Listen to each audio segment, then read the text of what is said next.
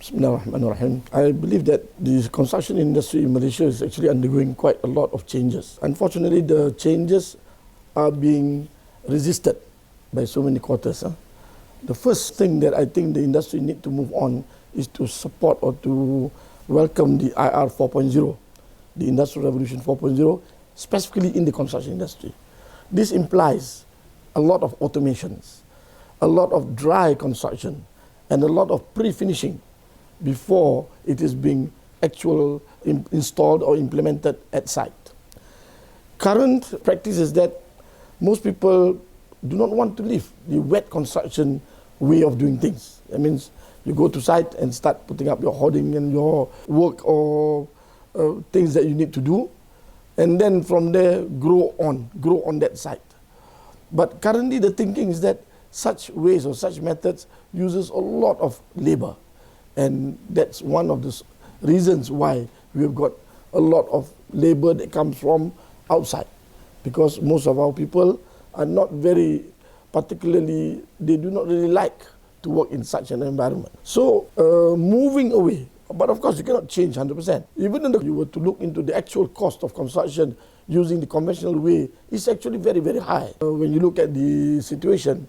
But for people to move away into automation, into IR 4.0, although the government is supporting and giving a lot of encouragement, but maybe not enough to move them, to move the industry to that direction. So I feel that the construction industry players in the country now need to have a look deeply into their soul, introspection, in order for them to know that actually they are already behind time. Simply put, I would say I would blame the government for allowing the party, of course the government don't allow party, the foreign workers to come into the country.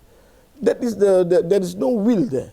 If there is a will to put a stop, or if you cannot stop immediately, to make sure there is a reduction. But right now, every year, the parties, the crying for workers, and the government in the end relent and become jelly-legged and start allowing for these people to come in. I would suggest the comprehensive approach towards this, be it the Lembaga Hasil Dalam Negeri, windfall taxes, extremely expensive levies on foreign workers. Because we are a free country, if they are still willing to pay, then let's get the offset and start developing our people, our own people, to be able to work into these areas. And give grants to those who are willing to go into automation and IR 4.0. I mean, actual grants.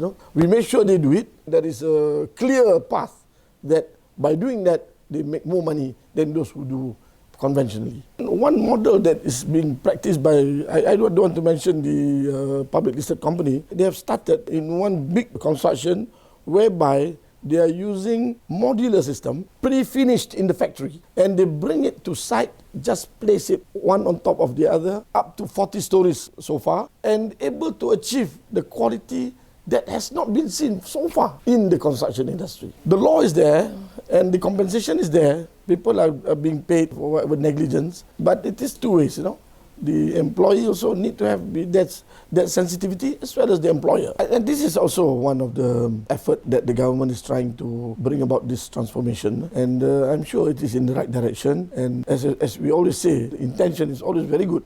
So we must create pockets of population within the city centre who are living there, who work there, and who do not have to travel far or commute far to reach the places of work.